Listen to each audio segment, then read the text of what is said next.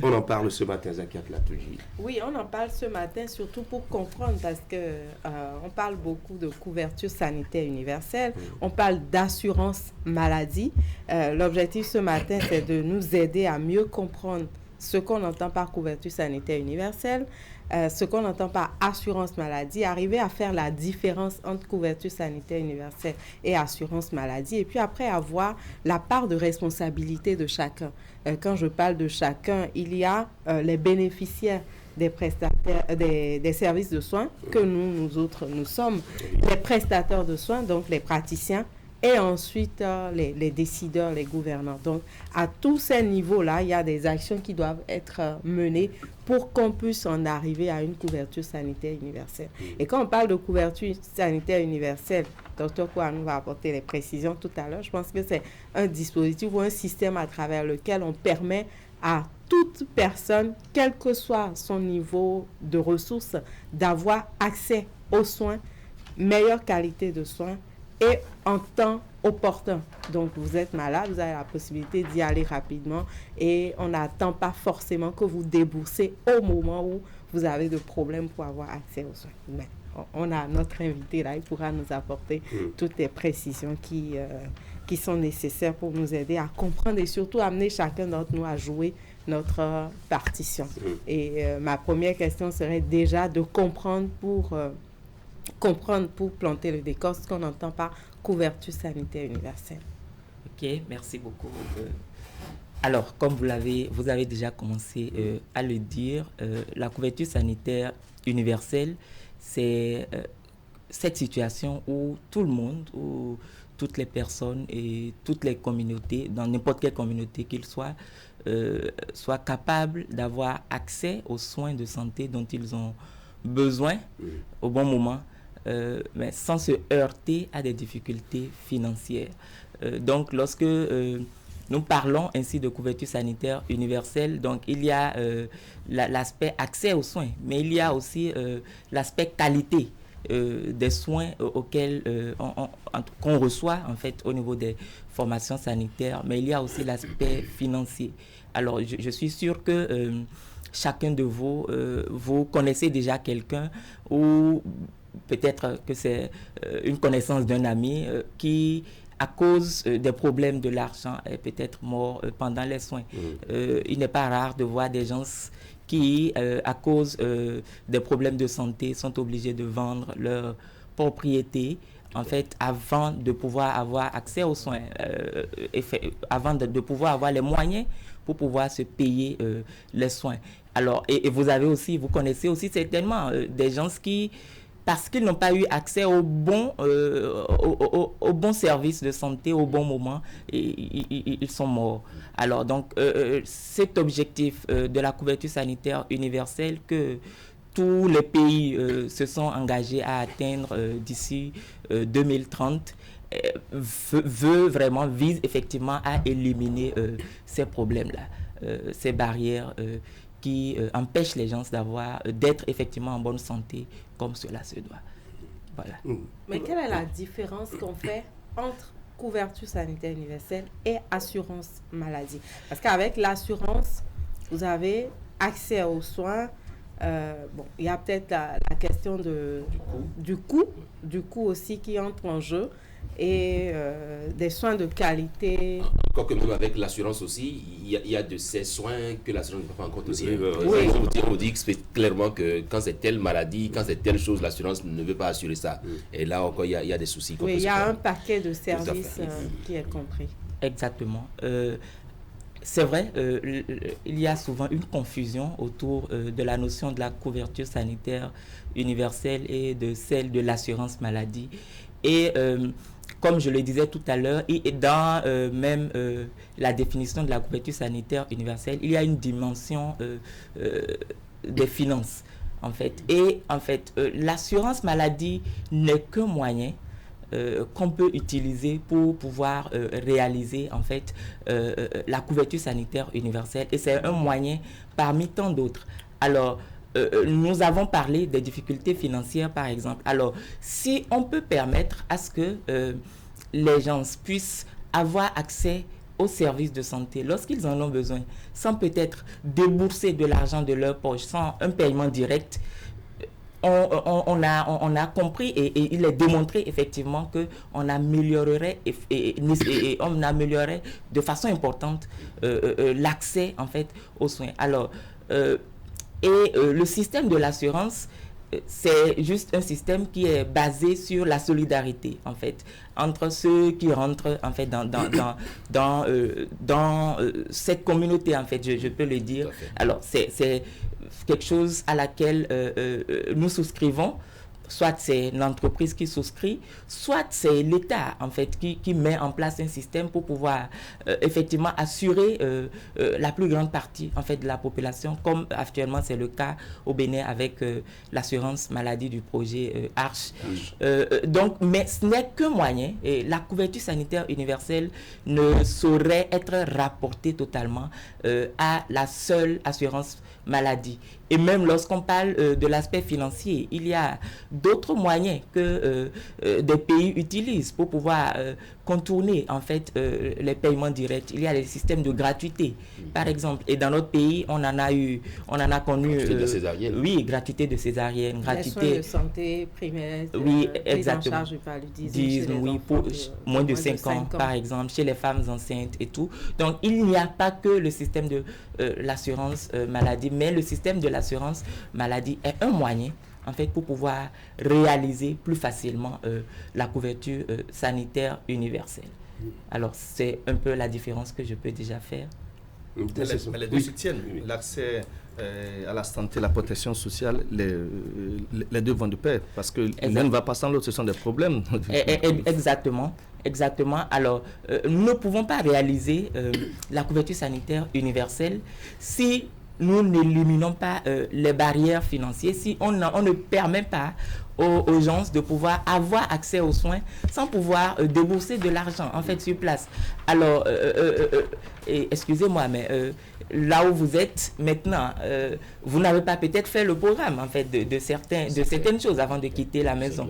Donc, qui sait, ça n'arrivera pas, mais peut-être que quelque chose peut arriver maintenant, mais vous n'avez pas les moyens en fait dans votre poche ou bien même dans votre compte au bon moment. Alors, et là, ça sera un peu difficile de faire face en fait à ces dépenses-là en ce moment, mais le système d'assurance maladie permet en fait de contourner en fait ce problème-là.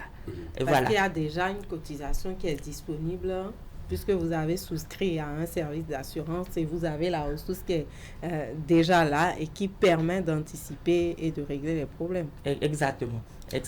Sauf qu'en l'espèce, quand on parle d'assurance maladie, pour ce qui est déjà là, on ne sait pas encore quelle face va présenter l'assurance maladie du projet ARCH, c'est que quand vous allez à l'hôpital, on vous dit des fois les soins, la consultation est gratuite. Mais quand vous devez aller en pharmacie, vous déboursez quelque chose. Je peux sortir de la maison avec 500 francs en me disant avec un peu de haricots à bobo et un peu de feignet, en fait, manioc, je garantis ma journée.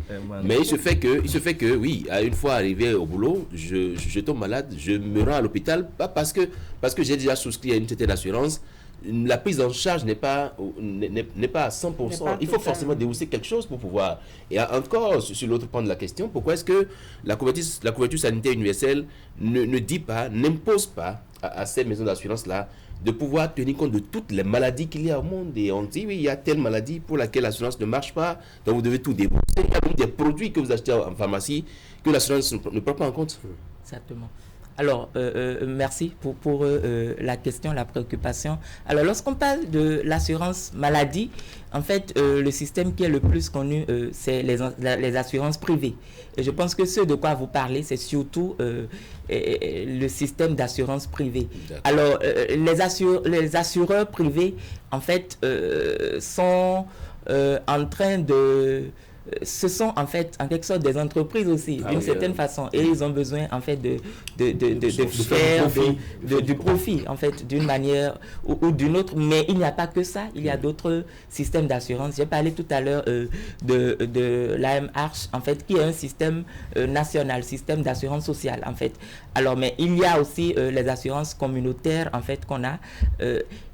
Alors, et l'objectif, en fait, actuellement, c'est que non seulement qu'on dise qu'il y a assurance, mais que cette assurance puisse couvrir le maximum en fait de services en fait nécessaires. Et en fait, ça fait partie aussi d'une des dimensions de la couverture sanitaire. Quelle est la proportion de services couvertes en fait par les systèmes d'assurance maladie, que ce soit par les assureurs privés, que ce soit par les mutuelles de santé, mais que ce soit par les assurances nationales comme l'Arche. Et si nous voulons atteindre une grande marge de couverture, on est obligé de passer d'une certaine manière par les systèmes sociaux, le système d'assurance nationale. Et le seul système des assurances privées ne peut pas effectivement permettre d'atteindre en fait cette couverture. Et il faut aussi dire en fait, je pense que tout à l'heure, on va peut-être aborder le rôle de chacun.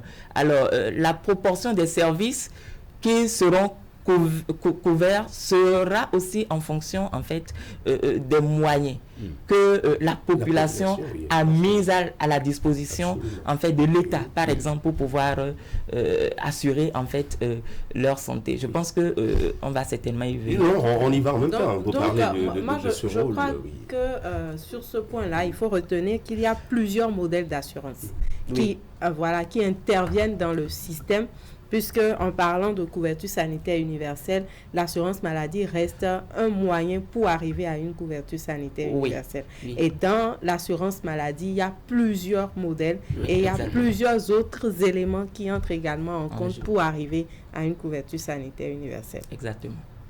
Mais où en sommes-nous aujourd'hui en termes de couverture sanitaire universelle au Bénin? Ok, au Bénin, il y a eu plusieurs efforts en fait pour pouvoir avancer vers la couverture sanitaire universelle. Comme je le disais tout à l'heure, nous avons connu plusieurs systèmes en fait de gratuité. Nous avons connu ici les mutuelles de santé, par exemple, qui ont participé en fait tant bien que mal à l'accès aux services sans barrière financière. Nous avons eu quelques années un peu avant le RAMU en fait qui avait commencé et qui a laissé place après à l'Arche. Et toutes ces choses associées également, puisque j'ai dit tout à l'heure que la couverture sanitaire universelle, ce n'est pas que l'aspect finance. Si vous travaillez seulement sur l'aspect finance, vous n'allez pas atteindre, parce qu'il faut que les populations puissent, que les services soient disponibles d'abord, et que les populations puissent avoir accès à ces services. Alors, si dans la communauté où je suis, il n'y a pas un minimum en fait de services, j'ai beau avoir l'assurance, là ne peut pas aller. Alors donc il y a eu aussi beaucoup de ces actions, par exemple, pour faire la promotion en fait des soins de santé primaires, par exemple, pour permettre aux populations en fait les plus démunies d'avoir un peu plus facilement accès en fait aux soins.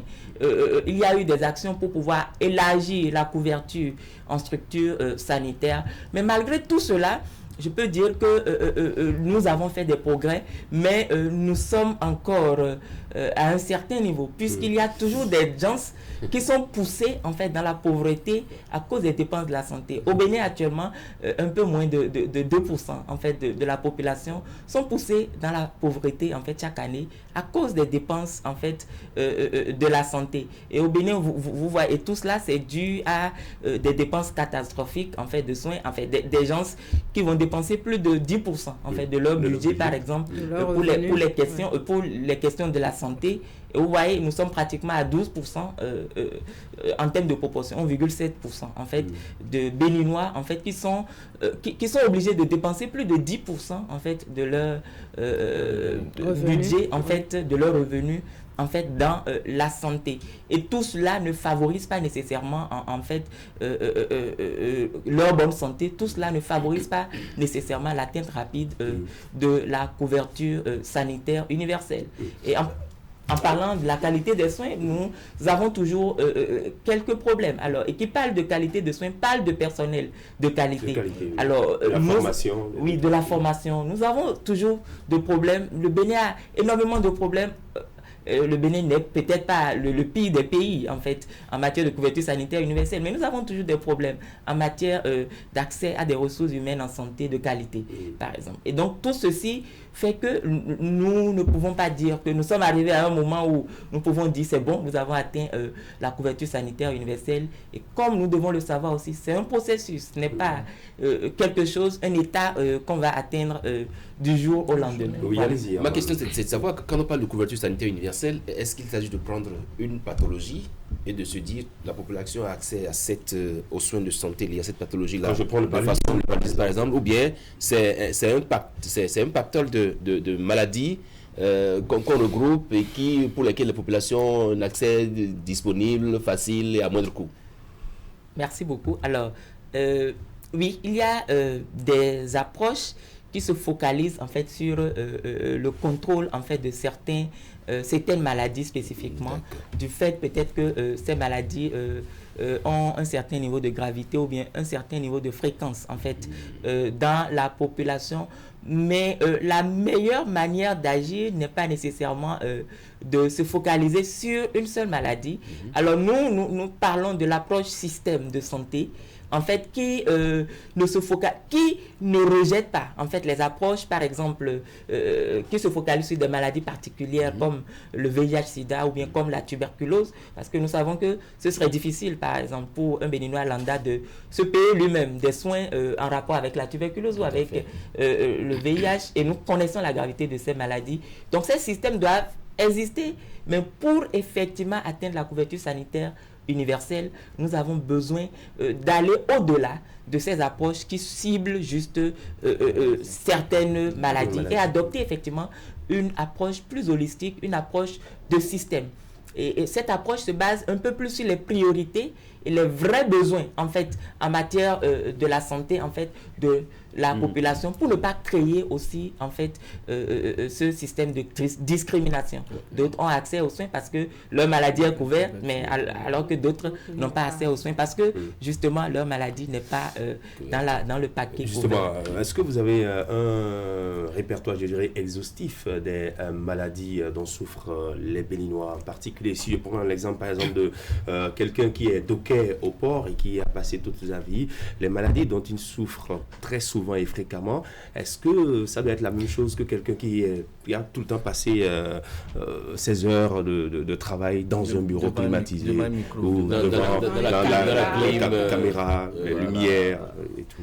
Exactement, merci beaucoup. Alors, il y a plusieurs facteurs, plusieurs déterminants en fait qui rentrent en ligne de compte dans la santé et aussi dans la survenue en fait des maladies. Et là, vous êtes en train de parler surtout des facteurs professionnels. Oui. Et alors, c'est clair que selon les professions, en fait, il y a peut-être des maladies auxquelles nous sommes plus exposés. Et lorsque nous parlons de la couverture sanitaire universelle, nous ne voyons pas simplement les journalistes, en fait, quelles sont les maladies auxquelles ils seront plus confrontés, non, mais nous voyons un peu de façon générale. Alors, lorsque nous prenons le profil en matière de maladies au Bénin, nous savons que les maladies infectieuses sont toujours, en fait, les plus prévalentes. Le paludisme est toujours la première cause d'hospitalisation et de décès au Bénin. Nous avons toujours la tuberculose, malgré les énormes efforts qui ont été faits, oui. La tuberculose constitue toujours un problème. Le VIH-Sida, même si ce n'est pas au Bénin que ça constitue le plus grand problème, ce sont toujours des problèmes de santé. Mais nous avons aussi aujourd'hui des maladies non transmissibles qui grimpent. L'hypertension artérielle. Aujourd'hui, un adulte sur 4 au Bénin est hypertendu et peut-être même sans le savoir. La plupart ne se savent pas. Alors donc, ces problèmes, les cancers qui se multiplient et tout, ce sont effectivement des choses qu'il faut prendre en compte. Et lorsque nous voulons parler de la couverture sanitaire universelle, par exemple, avant de mettre en place un système d'assurance, on fait en fait cette cartographie-là pour savoir effectivement quelles sont les priorités. Alors, qu'est-ce que nous pouvons offrir d'abord et peut-être qu'est-ce que nous pouvons viser d'offrir de façon progressive par la suite. Voilà. Alors, oui, la dernière question. Oui. Si, de quoi avons-nous encore besoin aujourd'hui pour arriver à une couverture sanitaire universelle? Si vous avez par exemple une baguette magique et que vous devez changer quelque chose, sur quoi il faut agir pour que le Bénin arrive à une couverture sanitaire universelle? Alors, sur quoi il faut agir? Alors, premièrement, je dirais, comme cela a commencé déjà, il faut agir effectivement sur les barrières financières et à un niveau un peu plus élevé. Alors, grâce à l'assurance maladie de Arche, par exemple, qui normalement est rentrée déjà dans la phase de généralisation depuis le début de cette année, normalement, toutes les populations démunies pourraient avoir accès facilement aux soins, sans même sortir de l'argent de leur poche. Alors, et lorsqu'on dit que tu vas au sommet, tu ne sors pas de l'argent, ou bien tu ne payes pas tout ce que tu paies, c'est quelqu'un qui a payé, ou bien qui paye d'une certaine façon. Et rien n'est gratuit en matière de santé. Donc c'est quelqu'un qui paye. Et cette personne qui paye en matière d'assurance maladie, de système d'assurance nationale, c'est aussi la population. Au travers des taxes, au travers des impôts, au travers également peut-être des premiums, des cotisations que certaines catégories, en fait, qui ont quand même un peu les moyens, doivent contribuer. Donc, la population aussi a effectivement son rôle à jouer. Et les décideurs aussi ont leur rôle à jouer en matière d'engagement renforcé pour pouvoir mettre en fait ces ressources-là pour les transformer en des services de qualité, effectivement, pour la population, ainsi que les prestataires aussi, qui doivent fournir des services de qualité. Et deuxième chose que je peux dire, c'est d'investir énormément en matière des soins de santé primaire. Et vous savez, nous n'avons pas besoin de grandes choses. Vous et moi, vous n'avez pas peut-être une grande probabilité de vous retrouver nécessairement en consultation au CNHU avant la fin de votre vie. Mais il est connu que, en fait, les soins de santé primaire peuvent permettre d'assurer jusqu'à 90% des besoins de santé d'un individu le long de leur vie. Donc, en investissant dans les soins de santé primaire, la prévention des maladies, la vaccination, la planification familiale, et bien d'autres, les problèmes de santé de base. Et tout cela, nous arriverons effectivement à atteindre encore plus facilement la couverture sanitaire universelle. Voilà, en tout cas, c'est le souhait de tout le monde. Merci à vous. Merci bien, docteur Luc Kouanou, médecin spécialiste en système de santé et contrôle des maladies. Merci à vous, Zakiat Latoudi. C'était donc la chronique santé de ce mardi sur Actu Matin.